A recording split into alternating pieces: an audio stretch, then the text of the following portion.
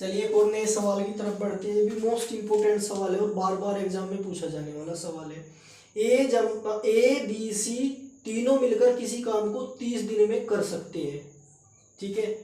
B जमा सी की कार्यक्षमता ए जमा सी की कार्यक्षमता बी से 2 गुनी है और ए जमा बी की कार्यक्षमता सी से 3 गुनी है। तो ज्ञात करो ए अकेला काम को कितने दिन में समाप्त करेगा।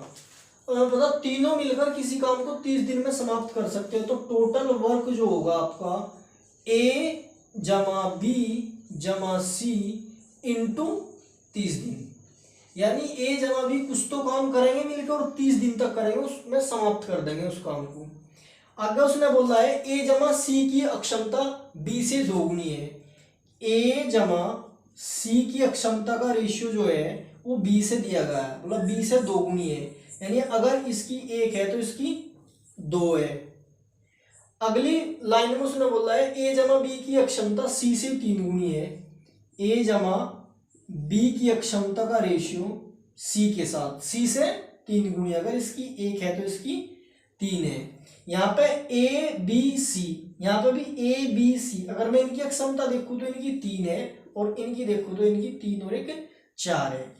यहाँ पे भी ए जमा बी जमा सी है, यहाँ पे भी तीनों ए जमा बी जमा सी है।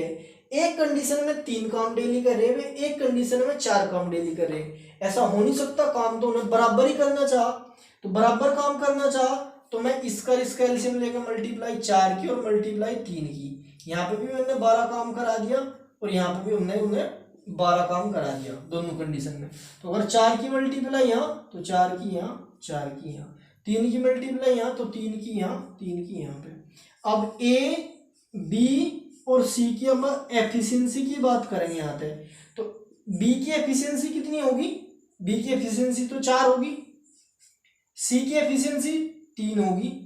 अब टोटल है 12, 4 और 3 7, 12 में से 7 इनकी होगी तो ए की कितनी बची 5, और तीनों की मिला कितनी होगी 12 होगी, यानी 12 काम डेली कर सकते हैं। तो टोटल वर्क हो गया 12 एफिशिएंसी और 30 दिन तक काम करेंगे तो 360 वर्क हो गया, यहाँ पे 360 वर्क हो गया आपका ये।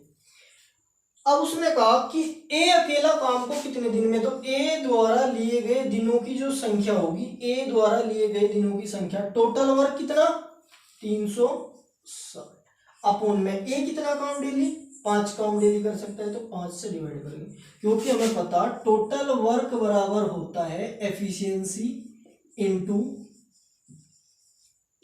डे, ठीक है जी, ये होता है आपका। तो इससे इसको डिवाइड करेंगे 72 डेज, इस सवाल का आंसर हो जाएगा। ए द्वारा लिए गए दिनों की संख्या 72।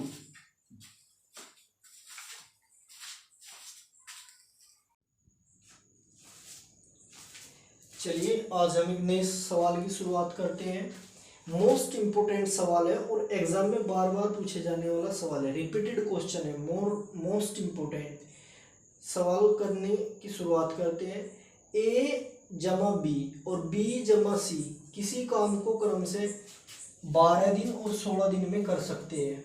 अगर ए ने 5 दिन काम किया और बी ने 7 दिन काम किया और सी ने बचा हुआ काम 13 दिन में समाप्त किया, तो बताओ सी अकेला काम को कितने दिन में समाप्त करेगा।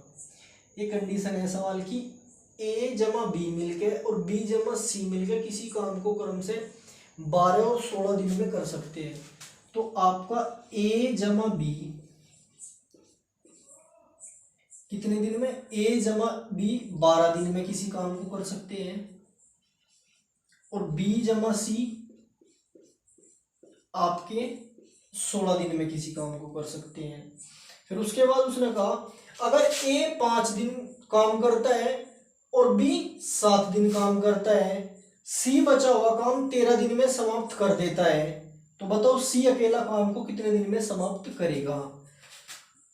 तो टोटल वर्क मानना पड़ेगा पहले, तो यहाँ पे हमें इसका एलसीएम कितना हो गया 48 हो गया, ये टोटल वर्क हो गया। इससे इसको डिवाइड करेंगे, यहाँ से ए जमा बी की एफिशिएंसी आ जाएगी 4, ये होगी एफिशिएंसी ए जमा बी की। इससे इसको डिवाइड करेंगे, यहाँ पे इसकी 3 एफिशिएंसी आ गई ए जमा बी की, यानी ए जमा बी मिलकर आपका 3 काम डेली कर सकते हैं, बी जमा सी मिलकर आपका ए जमा बी मिलकर 4 काम डेली कर सकते हैं, और बी जमा सी मिलकर 3 काम डेली कर सकते हैं। अब कंडीशन ये है कि आपका ए तो सिर्फ 5 दिन काम करेगा, ए आपका कितने दिन काम करेगा, ए के पास सिर्फ यहां से 5 दिन है काम करने के, और बी के पास कितने 7 दिन है, बी के पास 7 दिन है। ए ने उस काम पे 5 दिन काम किया, बी ने 7 दिन काम किया, और सी ने जो बचा हुआ काम था वो 13 दिन में समाप्त कर दिया। सी ने बचा हुआ काम आपका 13 दिन में समाप्त कर दिया, तो बताओ सी अकेला काम को कितने दिन में समाप्त करेगा। अब ए 5 दिन, बी 7 दिन और सी काम को 13 दिन में समाप्त कर देता है। यहाँ पे आप देखोगे कि हमारे पास ए जमा बी की तो एफिशिएंसी है, अकेले ए की नहीं है, अकेले बी की नहीं है, अकेले सी की नहीं है। हम तो यहाँ से क्या कराओगे, ए को 5 तो दिन करने ही करने थे, बी को 7 दिन करने थे। ए जमा बी की एफिशिएंसी है कि मिलकर अगर काम करेंगे तो 4 काम डेली कर सकते हैं।